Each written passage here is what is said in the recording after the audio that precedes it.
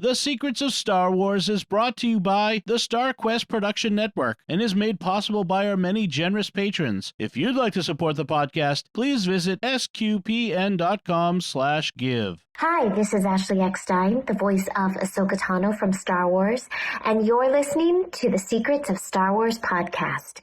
May the Force be with you. You're listening to The Secrets of Star Wars, episode 136. Hello there. It's a power that Jedi have that lets them control people and make things float. Impressive. Every word in that sentence was wrong. Help me, Obi-Wan Kenobi. You're my only hope. This station is now the ultimate power in the universe. I find your lack of faith disturbing. It's against my programming to impersonate a deity. That's not how the Force works. Force is with me, and I am with the Force, and I fear nothing. Remember, the Force will be with you, always. Hey everyone, I'm Angela Sealana, and you're listening to The Secrets of Star Wars, where we talk about everything connected to that galaxy far, far away, including the deeper themes and meanings. Today, we're diving into episode 9 of the Andor series. Joining me today are, well, first of all, we have our old pal, Mike Denz. Hi, Mike. Hello. Good to have you with us. Also with us are two of our newest panelists.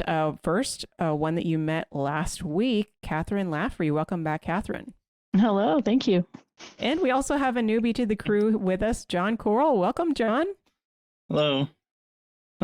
Great to have you. Excited to be here.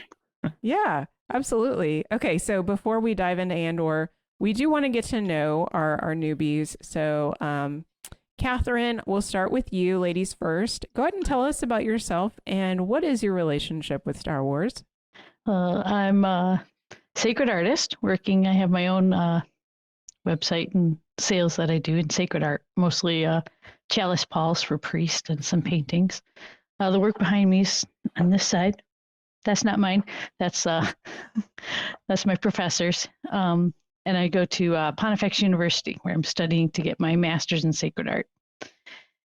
And how I got into Star Wars, what was I, 7, 8 years old, standing in line for hours outside the little tiny movie theater with my parents to go see it, and fell in love instantly, and remember the great debates in 3rd or 4th grade, whatever it was, when everybody was wondering if Darth Vader survived.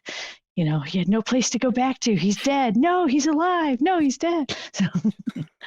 So yeah. And then as I got older, just loved when the movies were reshown. And then my older sister, who was not a big Star Wars fan as I am, gave me a book. And it was Timothy Zahn's first book in the now not canon Thrawn series. And I just went crazy for it. And I've been reading all of his books ever since, and rereading the one behind me. I'm still rereading the new canon Thrawn book. So very cool. Very cool. All right. So now we've got Jon here with us. Jon, how about you? What's your relationship with Star Wars?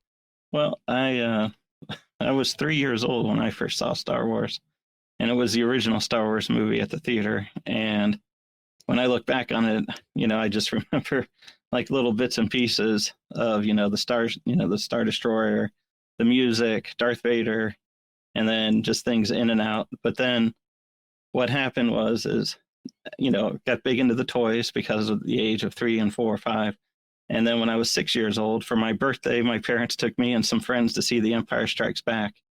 And that was pretty exciting. And kind of like Kathryn, the big discussion was, how can Darth Vader be Luke's father, as you would be at school and stuff to talk about it. And then I remember seeing Return of the Jedi 3 times, and when I was 9, and I was thinking about that a little bit, and I was thinking, I really liked seeing it then because I thought, there's no more Star Wars coming. This is it, because, this was the sequel, the 3rd movie, and, the Emperor's dead, but Darth Vader's dead, but he turned good and all that kind of stuff.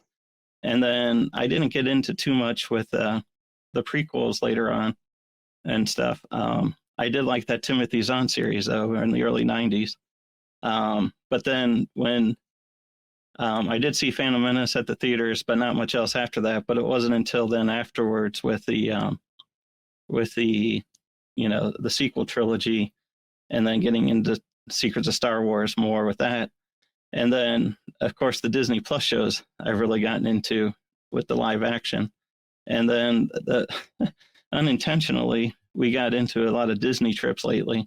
So I've been to Galaxy's Edge multiple times. I've been on the Rise of the Resistance and Millennium Falcon, Smuggler's Run at least three times each. And then it culminated this past May when we got to actually do the Galactic Star Cruiser stay and go through all that. So that's where cool. Now, it's like, I don't know, every time we say we're not going to go to Disney again, it always seems like there's a trip coming around, but this might have been that we were, a big trip at this point. So, wow. But yeah, so that was really cool. And so that's my story. Well, lots of fun. I know that we're definitely going to be interviewing you on some later show about that experience, the Galactic Star Cruiser experience, definitely. Yeah. But now let's jump right into our mission here for tonight, which is episode 9 of Andor. And it was called Nobody's Listening with an exclamation point at the end. And the official kind of short summary is, under intense scrutiny while imprisoned, Cassian makes allies plan an impossible escape. Okay, so we always start off with first impressions here. Mike, we'll start with you. What was your first impression of this episode? It was very constricting. I enjoyed the back and forth between Val and Bix with right before she was going to be tortured, and she's trying to, not Val and Deirdre and Bix, excuse me, a lot of names. You quiz me on the original 3 and I'll know the people in the cantina, but you talk to me about all these people and I have to have my internet it's here all open new. for me. It's okay. It's also new. But anyway, Deirdre is, being the Darth Vader to Bix's Leia, and I really liked how they mirrored the shot when the door shut and went to the person's boots walking away, and that was exactly the shot they used when they shut the door on Leia and Vader and went off. So that was a cool little whatchamacallit, Easter egg kind of homage thing there. So you had that, and as she said, well, you're not going to believe me anyway, so we'll just torture you, and then you're listening to the doctor explain what the torture is, which is bizarre, but I guess we'll get into that later. Oh yeah. And then I'm spending a lot of the time trying to figure out what they're building in the prison. And I have my theory that of what it might be. And we can get into that too. So, and I haven't looked. I had not looked at the cast. So when I saw Andy as like the main person, I'm like, oh my gosh, that's so cool. What that's to have him in there. I mean, that's really cool. And I'm like going to my daughter, like, that's Gollum. That's, Snow. That's a lot of different people. And, she remembers him from the original Black Panther too. So yep, he's been around. So that was kind of neat. Oh yeah, it was an exciting episode, and yeah, last couple of episodes we've been in prison. Although it's felt like very constricting, definitely. All right, John, how about you? What was your first impression of this episode? Well, this was kind of what I thought we would have seen more throughout the series, I think, because I liked it because, it wasn't a lot of like action in the sense of like episode 3 and 6, but there was obviously plenty of tension and suspense and stuff, but it seemed like the scenes went quicker. They were shorter scenes, but they provided lots of information, or a lot of detail that filled in some gaps, like Mon Mothma scenes. It's like there weren't many long ones, but, finding out about her cousin and that background, more about her background with Tay. And then you understand how her husband and daughter feel, or why they react a certain way. Her reservations about the rebellion, it's like, and then, it was only, a minute long maybe. And then you find out just, the conflict in the Senate, the loyalists and the people who are for the rebellion kind of thing, or don't want the emperor's overreach. So it was like there was just a lot of things that were like these, you know, or even Cyril, he wasn't in long, but you learned a lot more about his feelings. You know what I mean? It's like there were a lot of I mean, it was just, I thought that was what was really good, was there were a lot of scenes, but they really filled in gaps or answered some questions.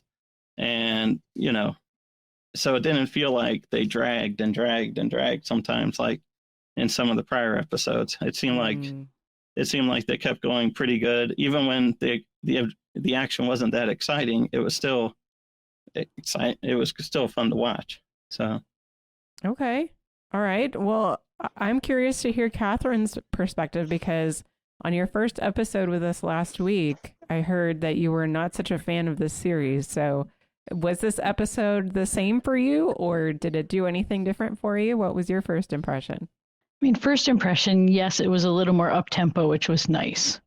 That was good. And they did up the intensity level, music and everything else, or lack of music. And it was the only time that my husband and I decided we need to watch it again right away. Oh. But what we did was, the second time through, we made sure the subtitles were on and only watched we'd skip so we could get all of the prison scenes all in one story, just so you can kind of get like the flow of those different scenes. And so it was interesting. Yeah, there was, like, you know, the little tidbits and the little call outs to the other shows, which was nice, but there were still moments where there's parts of it that just grate on me. I don't like some of the changes they've done to characters, especially Mon Mothma. So it'll be interesting. We'll see how it goes. Well, we'll get into it. I'm just going to ask a technical question. Okay. How do you turn the subtitles on for Disney? I tried once and I just got Chinese symbols. It was like up in the corner for subtitles, and it's usually off right away, and you just hit the language you want and it pops up. Okay, but what do you, I just press pause, like, is it from the menu, or do you have to press pause and hit something, or? Yeah, usually I think, like, if you're using a remote, you've got to like go down. Yeah, use your down arrow or your up arrow. I forget which one. Okay, I'll try it again. I don't know why I'm like messing it up, but I am the oldest person here, so I am. It's okay. Even though I used to be somebody who was pretty tech savvy, there's so many different streaming services, and they don't all have the same thing. But anyway. Yeah, I think I'm up there too. But I do think it's like on the home screen of Disney Plus, where you have to go into like settings, so then it puts it on for all the shows, not just. Yeah, that's where I got the Chinese going through there. So I was trying. Anyway, I'll try it again, because sometimes with the varied accents in the show and the speed at which people talk, you know, you don't catch everything, and so you just want to turn the subtitles on so you can make sure you're getting it all. And also, it helps because it puts their names up there sometimes, so you like get used to who's who. And so, you know, that was helpful. Oh man, yeah, we always watch with the subtitles for this particular show.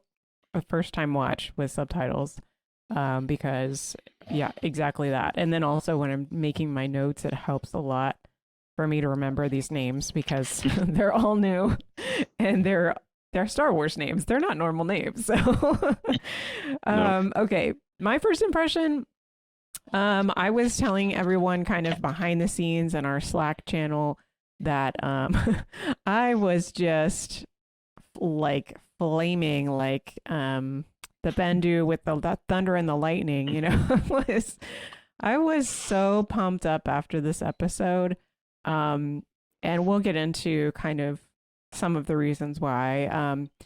But I mean, one of the reasons for the last couple of episodes, it's been prison and prisoners. And that's just one of the areas, for whatever reason, that's just one of the areas that I've been drawn to in activism and, you know, so applying Catholic social teaching. So I am very passionate about those subjects, and I know quite a bit, at least dealing with here in the United States, the prison system. So I'm definitely seeing a lot in that, but we'll get into that. I first actually want to get into the interrogation scene because well, it was really dark, definitely. We met Dr. Gorst, And the remarkable method of torture, as I think Nedra says, remarkable.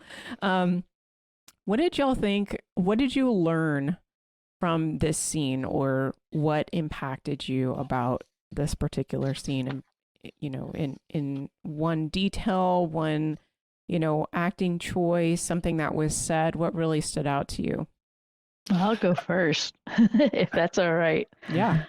When they said that was modified children's death screams, and as a mom of 3 grown children now, I still cannot walk through a grocery store without instantly reacting to a baby's cry, no matter where I hear it.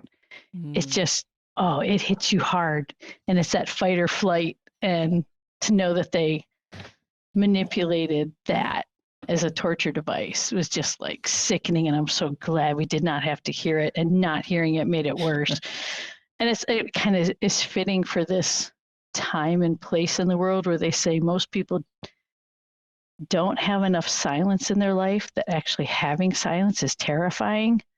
So them having that moment of silence in the torture scene, I think, was probably extremely painful for a lot of younger people that are not used to silence. That's a really interesting point. I don't know. I just, you know, part of my thought too was watching this is just how friendly Dr. Gorse seemed. You know, it was like, you know, it's like he wasn't this real serious person and such. And then actually for me made it more creepy as well. It's just, you know, it obviously seemed like he took a lot of joy in this. And then I kind of wonder though, it's like, why did they stop using this, you know, later on? Because it seemed it was pretty effective and stuff. Because, you know, like when you see in the original Star Wars, they go, you know, different route. But yeah, that, you know, just his character. And then also when I would come into until episode 8, I was enjoying the Deidre character, you know, and stuff, because I'm a program analyst, and then seeing how she's trying to put the pieces together. And you're seeing that. Well, now you see there's less gray to her character, and it's, you know, and it's getting, you know, more, you know, progressively evil and stuff. And it's just, you know, she's taken a turn to not just be, you know, I forget, was it Kathryn maybe that mentioned that she was like Grand Moff Tarkin or something? Governor Price. Oh, Governor Price. Okay. Oh, yes. Because somebody mentioned too, it's like it kind of had like somewhat of a shape of like Tarkin. I did. She has I think it was me. She has kind of like that sunken, like emaciated, I don't eat because I'm always working kind of look to her that gave me a Grand Moff Tarkin feel. And I got, she's got to look good in a white shirt, so she can't eat. I'm just saying, it's like I really saw that in this episode more too. It's like I could see, you know, a more Tarkin kind of look towards her. Yeah, especially with the getting in the face. Tarkin would like to get in the face of Leia when he was trying to question her, and Val definitely liked to get in the face of. I'm saying Val again. Deirdre liked to get in the face of Bix. I think the Doctor was interesting. He has interesting cross between a Nazi doctor who's devising ways to torture people, and the six-fingered man from Princess Bride, with his bizarre, like kind of almost like casual fascination with what he's doing, and explaining to her, similar to the six-fingered man, just tell me for posterity's sake, how do you feel? And he's like, well, you might want to nod your head because it's kind of hard to speak when you hear these things, and he's just like, he's casually describing, some sort of college, psych test that they're doing that you're a volunteer for or something, and not you're about to be tortured in this horrible way. So he has, he's definitely like a psychopath in the sense that he doesn't really have any feelings. He just thinks this is kind of neat. And so, yeah, Deirdre's character definitely became more grounded in her evil. And then the Doctor's character is interesting. The way they had him come out, and you wonder, the backstory, like, well, we did these screams, but then it basically got modified to the torture droid that would just inject you with making you feel like you're being tortured. Was maybe Vader's favorite way of doing things. And more efficient, maybe, like faster. I don't know. Yeah. Physical pain. The same thing they were going to do to Leia. Once again, she's always got torture droids, whether she's a little girl or a young woman after her. Yeah. I would say this scene felt almost like, I mean, it had the Star Wars flair to it with Dr. Gorst and how he was going about it, but it did feel like something that I would see in like a spy show or a movie. You know, the interrogation, you know, and just, by the way, brilliantly acted. I don't recall the actress who plays Bix, her name. I believe her first name is Andrea.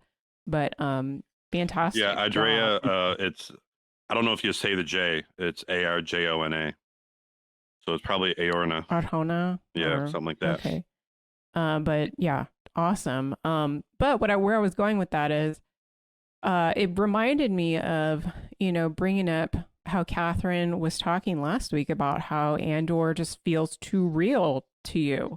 And so I kind of wanted to bring that up early on in the show so that we can kind of, you know, keep that in mind, and then also bringing your perspective as an artist now that everyone knows you are an artist. So can you just kind of maybe share a little bit more about that perspective so we can kind of have that going forward?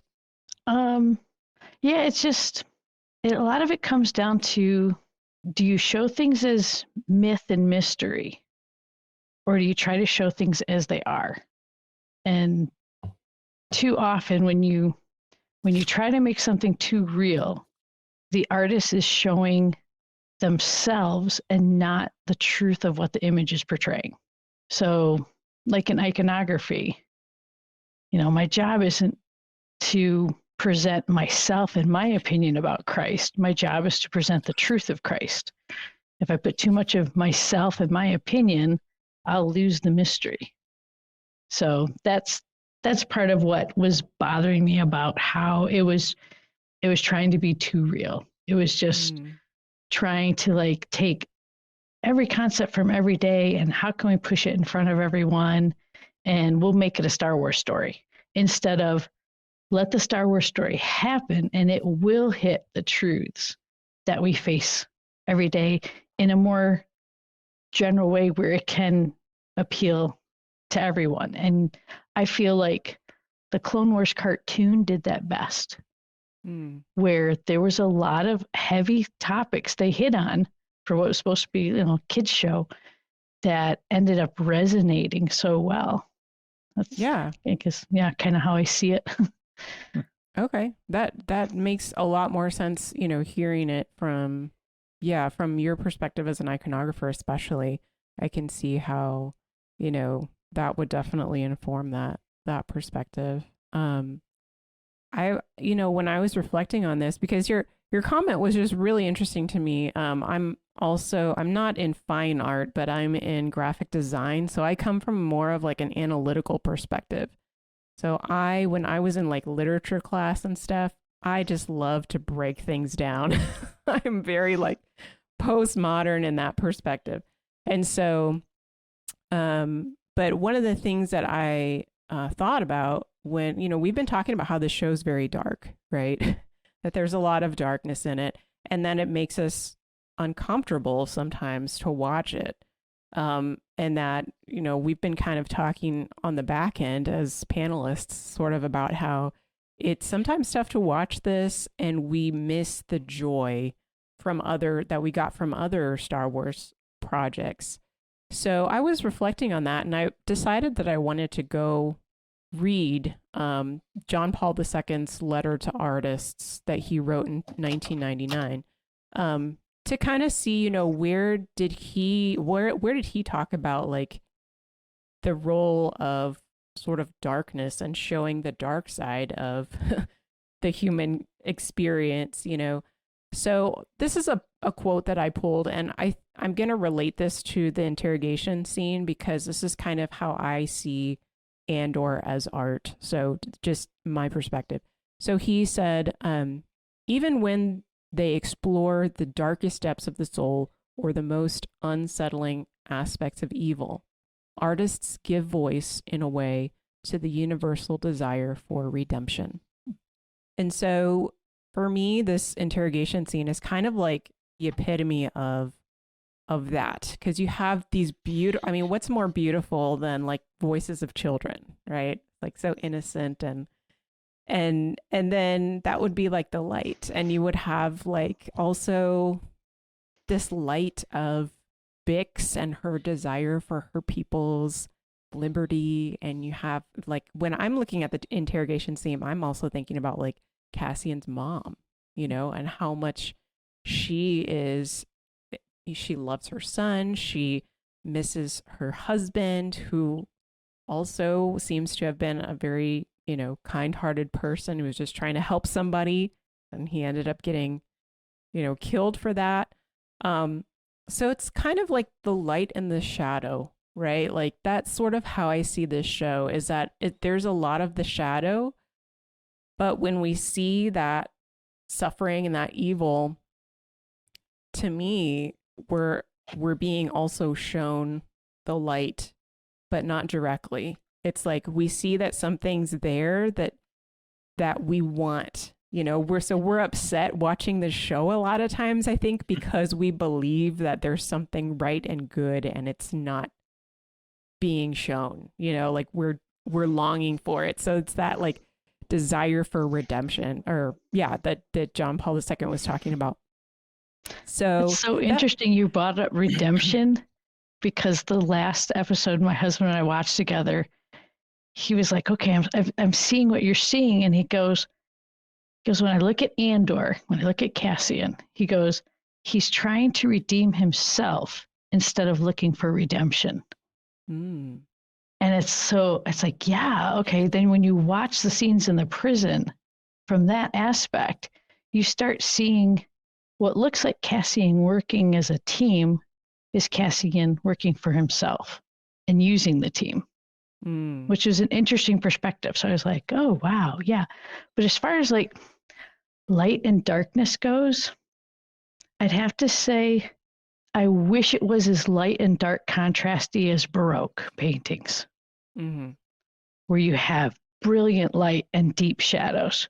To me, it feels more gray, more beige, more like what happened in Poland when it was under Russian control. And they took all the color and they replaced it with gray concrete and took away as much culture as they could.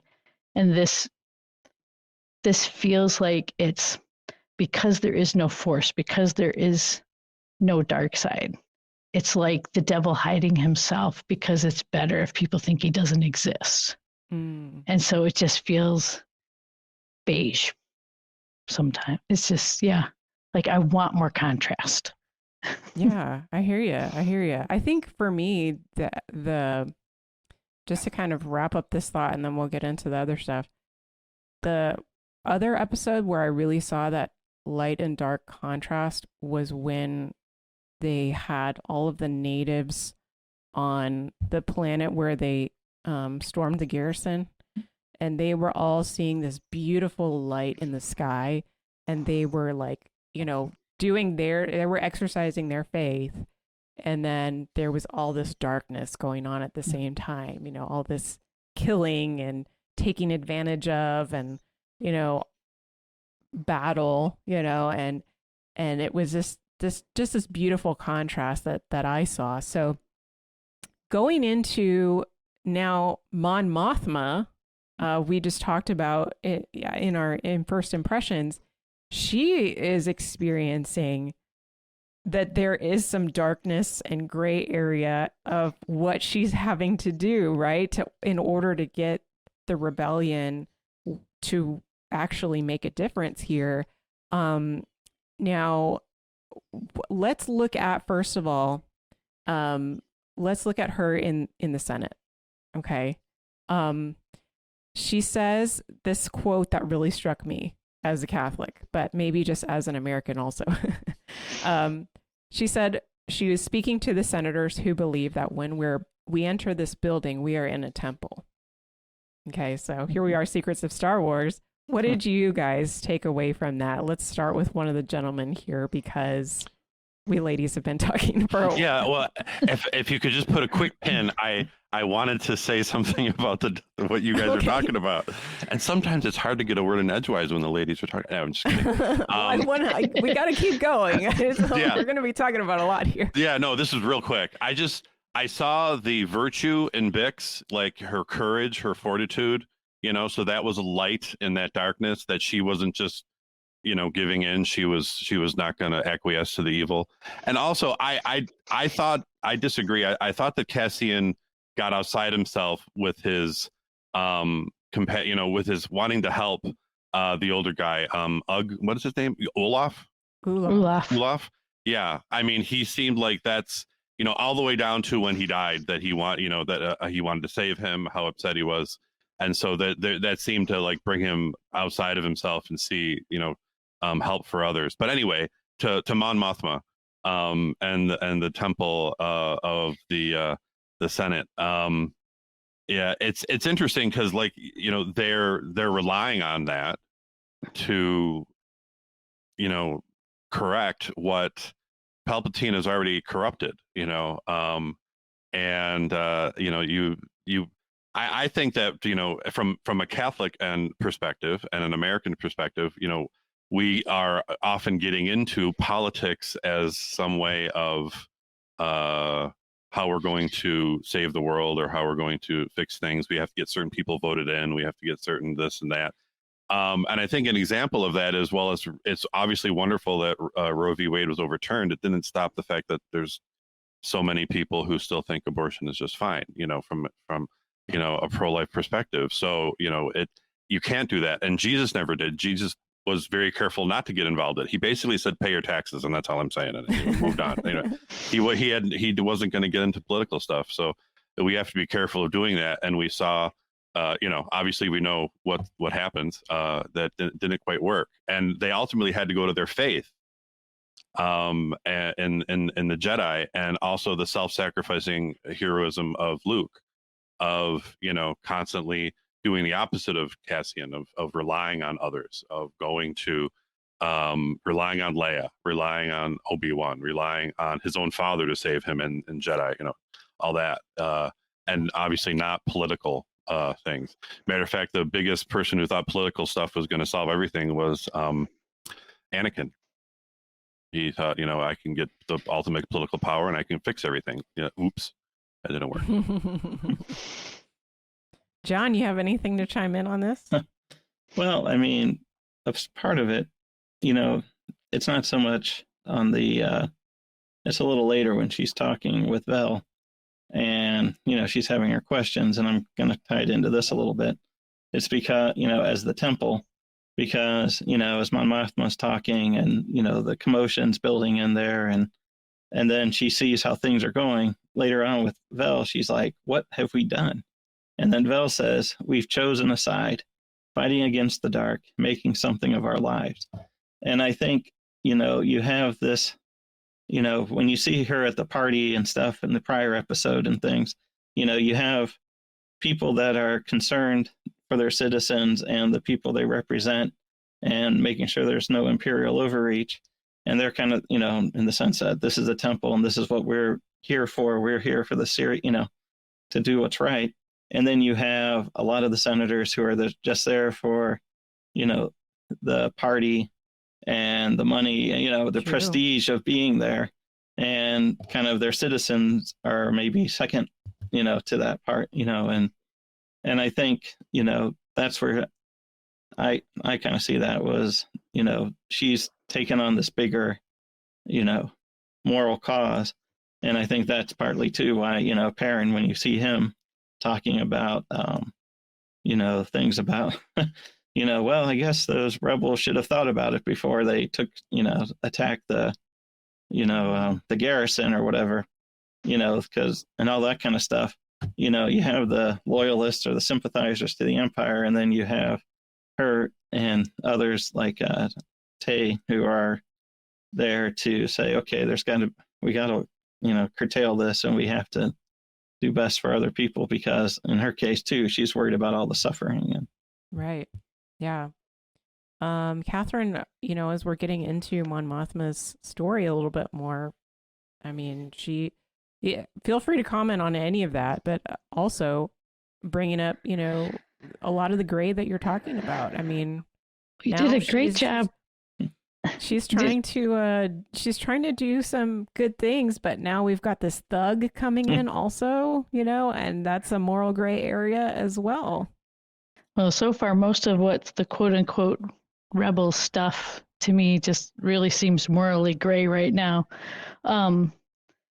It's interesting, though, that she said in this temple, and there they are in a circular building closed in on themselves, which would be what Benedict XVI said about when we're all facing each other for worship instead of facing God.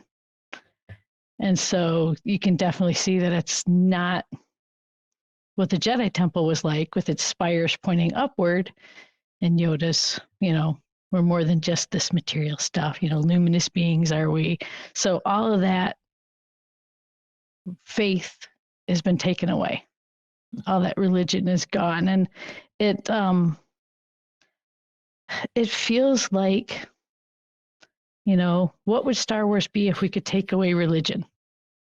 If it's just, you know, written by, you know, there is no story that this is all connected to, and, you know, just having that lack of faith, you know, it really does just point to, again, just points to our modern situation, where if there is no truth, beauty, and goodness, if this doesn't point to something beyond ourselves, to the Force, then this is it.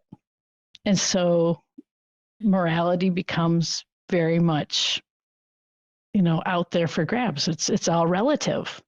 It's that dictatorship of relativism. So it's just, however, so that's why you can see, like you said, like the whole garrison thing in contrast to the Aldanians watching their beautiful sky. The rebels were the ones, rebels, quote unquote, they're still mercenaries to me, or they're not quite rebels yet, just going after and doing as much damage almost as what they thought they were fighting against, and falling into the same trap of being what they were fighting against. So it's an interesting thought when you think back of rebellions throughout history, and, you know, are they going for the lowest form of just mercenary and destroy, or are they more like Solidarity in Poland, where for years and years, when they did not know, or their boundaries were not known on the map, but the Polish people knew who they were, they held on to that culture and beauty. So, sorry, I'm Polish. Also, you would know it from the last name.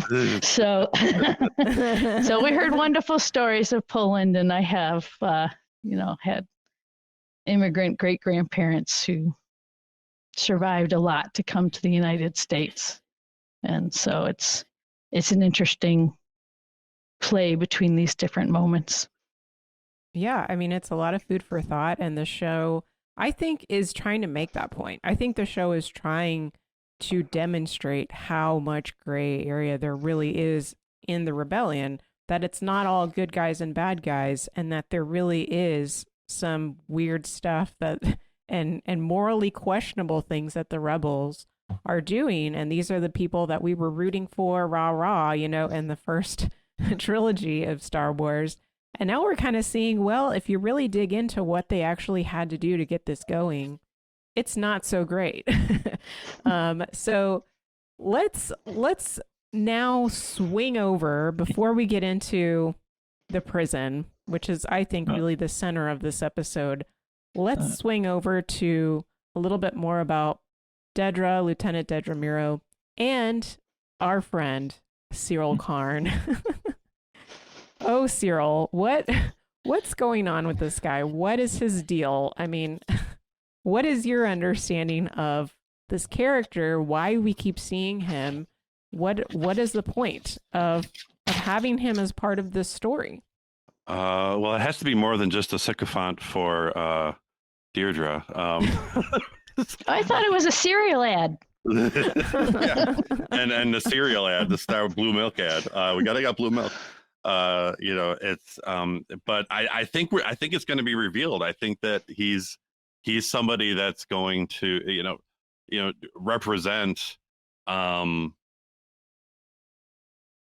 sort of I don't know, twisted sense of what's right, and he's obviously he's not. The fact that he has this great sense of from Deirdre that that she's somebody, and when I'm close to you, this isn't a good thing. This is she doesn't give off happy good vibes, so I don't really know what exactly it is other than her exactness, her ruthlessness, her systematic way of doing things regardless, which is kind of what he did, when he tried to take matters into his own hands. So yeah, and I'm basically waiting for him to murder his mother too. I don't know. Sooner or later he's just going to snap and take her out. I can if you had a mother that was in the least bit I don't know, what's the word I'm looking for? It's just nasty or but in a kind of sarcastic kind of way. It brings back bad memories. My mother was wonderful. My mother was a saint. So I don't want to. Thank you for clarifying. Yeah, she wasn't that, and she definitely wasn't 4 feet tall like that mother. So. John, what do you think?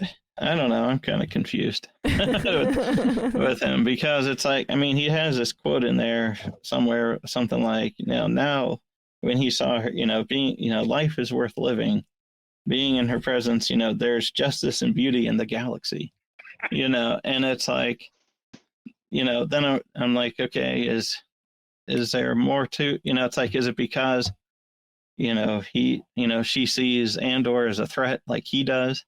And that's where he connects, or is he thinking there's something more between the two? It's like, and I just, it's just strange. And then you can see it. Well, but it takes her really off guard because she sees it, at least as she explains it to him, as like, look, I didn't have anything to do with the promotion. I just put in the good word, and she's moved on, but he's clinging to all these things in the past, his, meeting with her and stuff, because he refers to it as a conversation and she says, no, it was just questioning, and, so he sees it one way and she sees it another way. And, I don't know. It's just, I'm not sure where he's going to go with that because I was thinking it was going to be different coming into this than the stalker, that he became in this episode. So, yeah. Kathryn, any thoughts?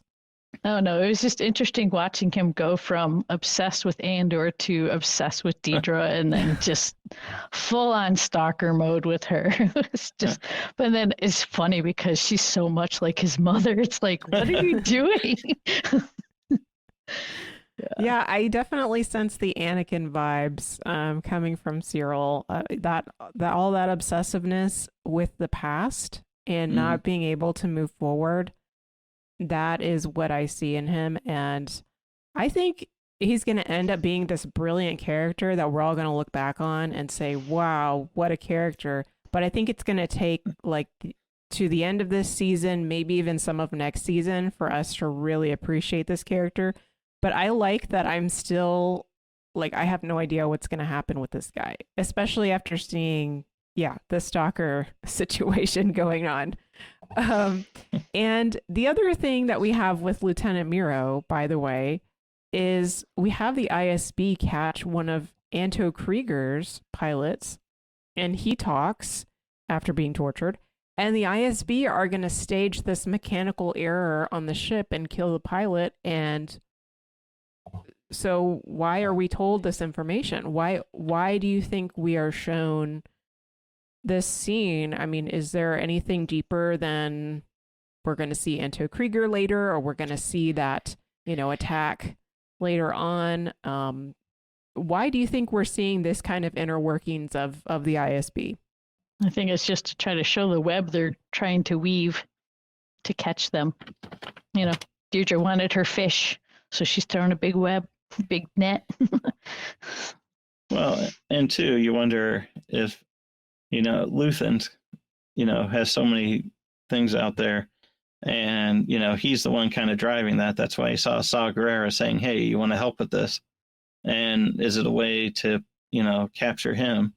Because my thought with Cyril in the past was like, maybe he'd ingratiate himself back to the Empire and the ISB and stuff, because they'll say, hey, here's this voice we've got on a communication or something. Can you recognize it? And he's like, yes, that's the voice. That's Axis. And, or something like that. So you wonder, with all the stuff that, since this is something that he's driving with this other character, Krieger or whatever, maybe that's how maybe they capture or they close in more in on Luthen. I don't know. I think there's more to it. I mean, I had a hard time seeing like what exactly, this was about. We got this rebel pilot. Now we need to stage this killing. I think it's part of the upcoming plot, like, how this all develops. Because right now that's all it seems like is just, like John said, casting the web, or Kathryn said, one of you guys said, casting the web, getting her fish. Well, one thing I also wonder though too, it's like in those scenes, when she comes in after she has her experience with Cyril, and she finds out about the pilot, she's like, oh well, get Dr. Gorst, and her assistant's like, I already sent him, and he did all these things ahead of time. And then later on, when or was it earlier on maybe, when they're explaining some stuff with the group with Portagaz, or however you pronounce his name, and that whole group, and she's explaining what's going on, then her assistant jumps in and he's like, and here are all the details, da da da da da da. And I'm just kind of wondering, is he overstepping his bounds a little bit? Are we seeing a little bit of that? And I don't know, or is it just he's excited and this is what he's supposed to do, or is he beginning to try to take some of what she's should be doing, and taking liberty with it? And I wonder if that was anything to do with it potentially here. Oh, he's a Cyril. That's Cyril would love that guy's job. I mean, he has the same kind of wide-eyed enthusiasm for whatever she does that Cyril does, but he just isn't there yet. He like jumps up and is like, he was shaven, like what? Yeah. I have, I mean, like, okay, great, and like you said, I already did that, and I think he just wants to make her happy, and okay.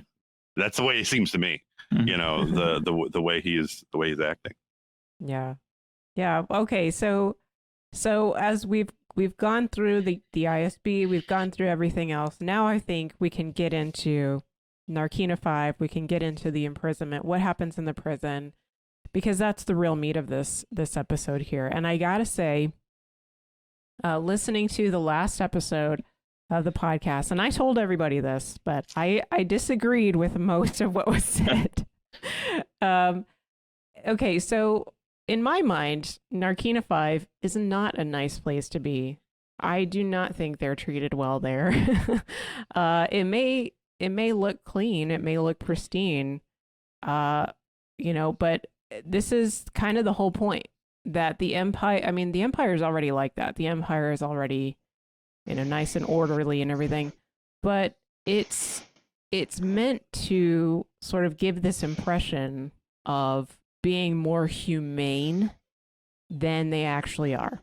And what I took away, from this setup of feeding the prisoners all that they want through a tube so that they can, work for the Empire is definitely not a nice thing. This is forced labor. This is slavery. I mean, it happens today. It's the same euphemism of giving prisoners something to do, to go outside besides their cell. Bottom line, they're being intimidated, they're being tortured, they're being treated like slaves, they're being lied to. We find out in this episode, right, about what their sentence actually is. George Lucas was always trying to say something with Star Wars, and I do think that this show is also trying to say something about the experience of, we've talked about earlier episodes, Diego Luna was talking about how he sees it as an immigrant story. So I definitely see there being immigrant themes. I see being, the prison system, those kind of themes. Just like George Lucas made a lot of commentary about, war and politics and that kind of thing.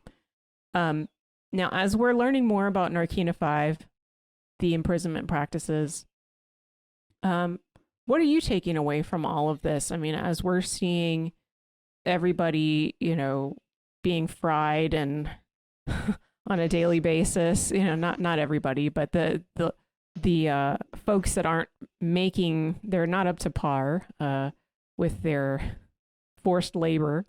I mean, what is this saying to you about the empire? What kind of gaps is it filling in for you? What are you taking away from all this? I think that they're using, they want people in the prison and they want them to stay there. It doesn't quite fit the killing because that's their labor, but unless it's just kind of seen as they're figuring things out, or they they're not being cooperative, so we need to eliminate certain prisoners or eliminate entire populations. But it reminded me, and this is kind of more lighthearted than going to like Nazi Poland or something like that. But the Star Trek 6, when they had to go to Curapente, I forget the name but it was the penal colony in the snow planet. And they there is no guard, there is no signpost. It's just if you break the rules, you get released into the cold and die. So it's that's the same thing. The guys show up and you notice we don't have any guns because all we have to do is turn on our little torture devices with your shoes off and you suffer. So it's that simple. And then in Star Trek they made them mine the whatever was inside the planet, and here they're making them build something. So they're using the same thing. And also there was a little bit of the Matrix in there, that they're getting fed some sort of weird thing through a tube so they can be batteries in Matrix. And here they're getting fed some weird thing through a tube so they can be forced labor. So it has that science fiction, obviously, feel. This is science fiction. But I never get any sort of comfort or I don't know, your little pod where you get to, I don't know, just rather horrible. Rather horrible. Didn't look too good to me. Yeah, it just didn't never looked like a good place to be, and they were mentally and physically torturing people daily. The scene where the power dims when they're all in the walkways was really powerful. Made you think about at any other movies where you see the prisoners knowing the power dim is because someone was executed in other movies. There were still, again, a lot of Shawshank tie-ins, which I thought were interesting. You definitely have Olaf as Brooks in this one. And what's his name? Zal as Hayward. There's that scene in Shawshank where Brooks did not want to be paroled because they said he was institutionalized. And so he tried stabbing Hayward. And then in Andor, you have Olaf almost done, and Zal, who he looks like he could be Hayward, actually supporting Olaf so that he doesn't get fried at the end of the shift. So in a way, it's funny because they're both being used to keep them there in prison. And I thought that was interesting. The thing that was most interesting for me with all of this was, and another Shawshank tie-in, was Cassian going and opening the wall, and behind the wall, slowly working his way through the hydraulic pipe. It seems like a hydraulic pipe anyway. So very much like Andy working his way through the wall in Shawshank. So you can tell that he's definitely concerned about how long things take. And I I think that had a lot to do with Olaf trying to time things. They know when he's getting out. So trying to time things with when Olaf gets out, because then they know there'll be an exchange on this day at this time. And I think they're just trying to coordinate it to fit with that time period. If only they would have had a poster of Princess Leia in her metal bikini over the thing he was, it would have been wow. Instead of Rita Hayworth and all those other things that they had in Shawshank. I would have. Well, I didn't notice so that. hard. I love Shawshank, and I didn't notice any of those. So that's really amazing. There's a lot of that in there. That's neat. Well, I mean, I think too, it's, what's interesting is how Andor, he sees how already what it is. And, like with Melshi too, he's like, Melshi's right. We're cheaper than droids and easier to replace. And was it Melshi that also said, they'll let you go when they want you to let go, don't count down the time or something. And I think, then Kino, is that Andy Serkis? Andy Serkis's character is in denial because he's thinking, gosh, Olaf is almost done. Then it'll be me. And then, and then when you have it, then what really hit me was when the medtech shows up and they say, okay, well, just help him. And he's like, I can't help him. I can't help anyone. Mm-hmm. And it sounds like, to me, that sounded like his goal wasn't to, if somebody's hurt, to get them healthy. It was just euthanize them so they can get somebody who is healthy in. And, and you could tell the medtech wasn't, he wasn't exactly keen on doing that. I mean, he wanted to help him, but, he's just like, well, I'll just help, I'll put him out of his pain and suffering now and stuff too. So, but it was just, but that kind of hit home. And then that's when, of course, then Kino is like, wait, nobody's getting out of here. And, he changes his tune. But yeah, I mean, if you think you have a chance to get out after so long, then that makes the prison look like, okay, it's bad, but at least there's a goal and an end game in this. But when it becomes, okay, that light at the end of the tunnel is never going to get closer, then that makes you sink in and says, okay, yeah, this really is bad. This is even worse than we thought, kind of thing. Right. It's the conversion of Kino. It's him saying, he was part of the system. I mean, mm-hmm. He's the floor manager. So he has to believe in the system, right? He has to understand that if he does what he's supposed to do, that everything will go according to plan. Mm-hmm. And he just has to rely on that. But the fact is now that he has this new information that just totally throws off his whole worldview, I mean, his worldview for however long has been, you follow the rules, you'll wind up okay, you'll get out. And now it's something else. But I mean, I think he is that character that is sort of the foil character for Cassian for a lot of this. And because he's so tied into the system and it's to him that Cassian is yelling, nobody's listening, right? Nobody's listening. And, I love that about these two in particular is that Cassian is very much, how can I cheat the system? How can I get around the system? How can I make this system work for me and my goals? And Kino just has to be invested in it. But now we'll see kind of where he goes from here. Well, Kino is playing a game, and it's interesting. I coach volleyball, and one of the things we learned in a coaching class was it's important to teach your players to honor the rules because it honors the game.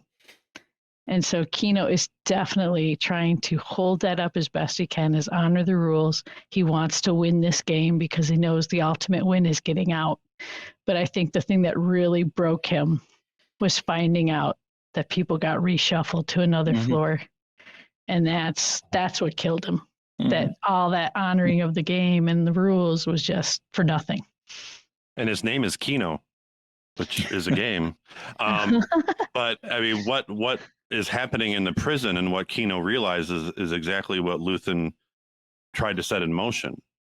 That you can't, this isn't something you can just follow the rules and everything will be okay.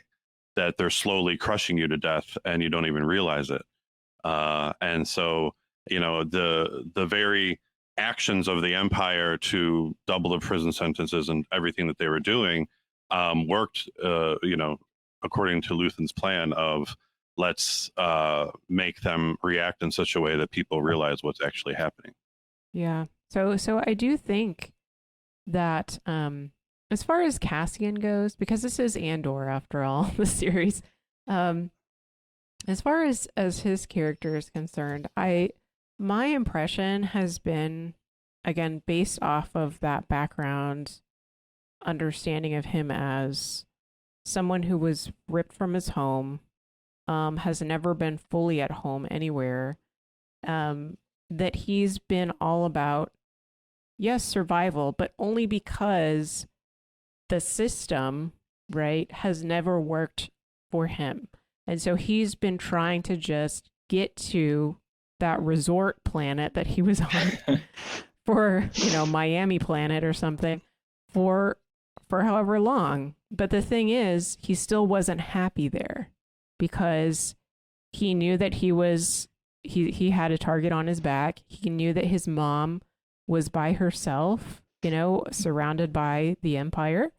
And so the thing is, he couldn't have the peace that he wanted. He thought he could just trick the system and he would get what he wanted in the end. But the system is broken and he can't, right? So it all goes back to that. It all goes back to you have to change the system, right? You can't continue to operate in this unjust imperialist environment, right? Yeah, he has yet to have faith in something beyond himself yet. Well, I think he loves his mom. I mean, I think that he loves his sister. I mean, obviously. You can love someone but not have faith in something beyond yourself. Like you can love someone and still not have that faith that there's something greater than that physical thing that's right in front of you. Yeah. Yeah. I mean, I think that's sort of, to me, that's sort of a, how do you say it? Like from an immigrant perspective, you can have God, right? You can believe in God, but in this godless situation of Star Wars, right? Like, without the Force,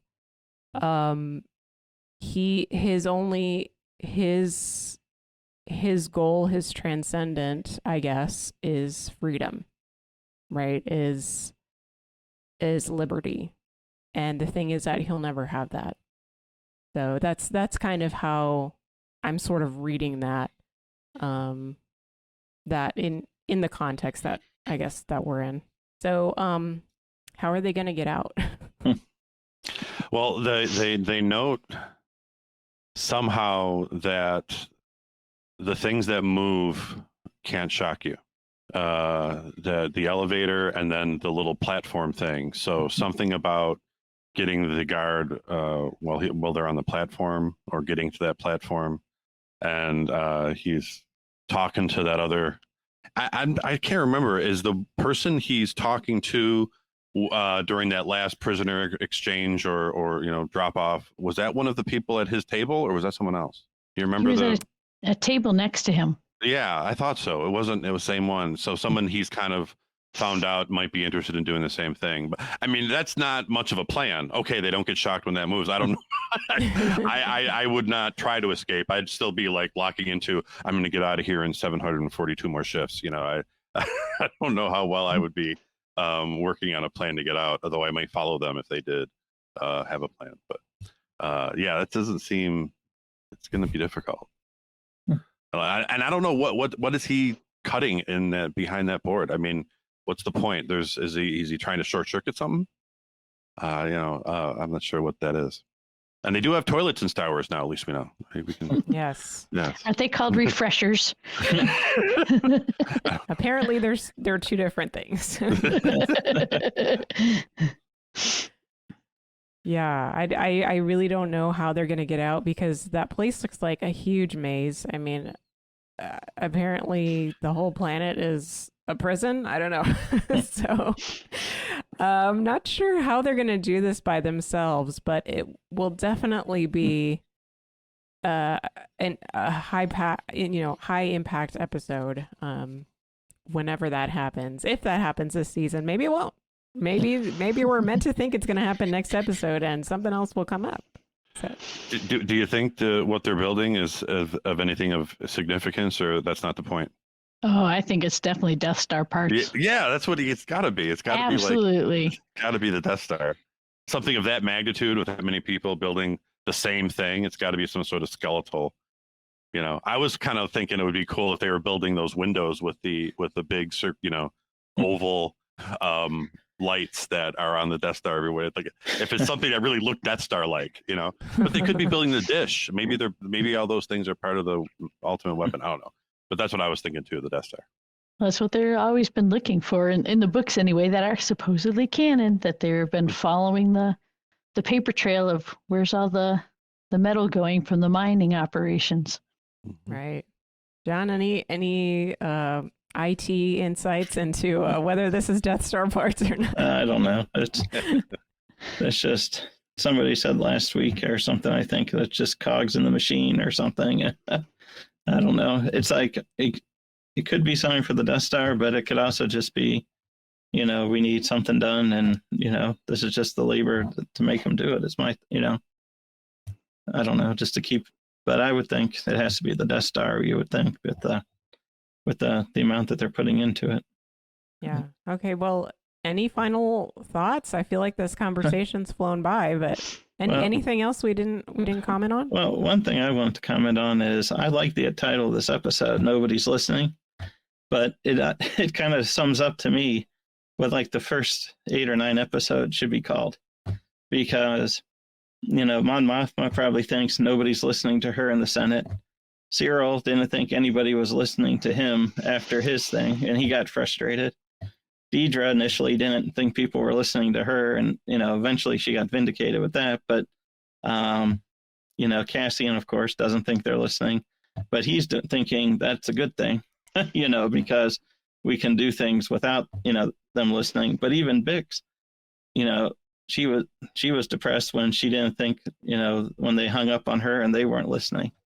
And it was just like, it's just like seems to be a theme throughout all this stuff. It's like when there are people listening and there to help, there's hope. But when there's nobody listening, a lot of times it's just despair. The theme of the prison too. I'm sorry, you didn't ask me for my final thoughts. No, please. But I'll just jump in. I'm sorry. But there's just different things. I love the shot when Vale, and I can finally say Vale because I'm talking about the right person, leaves Mon Mothma's place, and she's standing there in this beautiful symmetrical shot of the door, inside the door, and her gown and everything, and it's all really nice looking. But she's in prison. She's the prison of the Senate, the prison of her doting husband who got all the kids against her because daddy will let me do anything. And, just that was just so apparent that I thought that was interesting to look at what she's going through. And as I accidentally hit on her, the actress who plays her, and she was born in January of 1977, just like months before the original Star Wars came out. So that was kind of cool too, just as a little side note. And I am enjoying her character. I like to see how that's moving along. And I think for me, it's because, as I mentioned in the last couple podcasts ago, she's a connection to the original trilogy. She's and she's the one that wins out. I mean, she's still standing when the second Death Star is blown up. At least I think she is. I don't know if she was on one of those ships that got destroyed, but she was still there. So that's so I enjoy how her character is trying to navigate through all this, the prison of her own money. She can't even get her own money to where she wants it to be. Yeah. Kathryn, your final thoughts. So one thing I did just before we got talking today was I zoomed in on Mon Mothma's brooch that she's wearing when she's in the Senate. And it's a very interesting one because I also wanted to compare it to the one that's on her necklace when she's in her white gown in the original movies. And they're different. But the thing that was interesting about the square brooch that she was wearing is it almost seems like a mother and child. So there's what looks like a larger head with rays reaching down, and then a smaller one below with arms reaching up, which kind of looks a lot like the Jedi symbol and the rebellion symbol. But this seemed more mother and child. And I was like, oh, how fitting, because she's like the mother of the rebellion. And then on top of it, they had her in blue and white, which is how Mary is shown in a lot of icons. So, showing her transcendent divinity and her purity. And so I thought that was kind of interesting. And then not to mention she's a redhead, so she's got passion. So, but I thought that was just an interesting image just to kind of like, oh, that's kind of cool. So be interested to see who made that brooch and what their intent was. That is cool. Thank you for sharing that. And thank you all for all of your thoughts. Lucky for us, we do have people listening. So to all of you listeners out there, please email us your thoughts about Andor. You can do that at starwars@sqpn.com, or you can find StarQuest on Facebook at facebook.com/StarQuestMedia. Leave a comment there, or you can simply tweet us if you're still on Twitter at SQPN, and be sure to share the podcast on social media.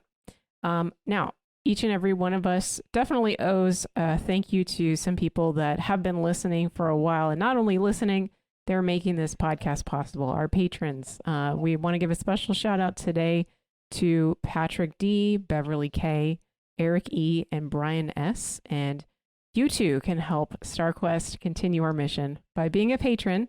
Sign up at sqpn.com/give. All right. Well, of course, you can find Secrets of Star Wars and subscribe on your favorite podcast platform. You can also find us at sqpn.com/Star Wars. And please do rate and review the show to help us get Secrets of Star Wars seen by more people who would be interested in listening. All right. So next week, we will be back to take a deeper look at what I think will be a very exciting 10th episode of Andor. But until next time, Mike Denz, thank you for joining us and sharing the secrets of Star Wars. Thanks for listening, everybody. And Kathryn Laffrey, thank you for adding to our panel's feminine genius. Oh, thank you. Nice to be another girl on the panel. And Jon, welcome aboard. Thank you for joining us as well. Thank you. It was fun. Once again, I'm Angela Sealana. Thank you for listening to The Secrets of Star Wars on StarQuest. Here's another show on the StarQuest network you're sure to enjoy, Raising the Bets. Find it wherever fine podcasts are found or at sqpn.com/bets. That's BETTS, bets.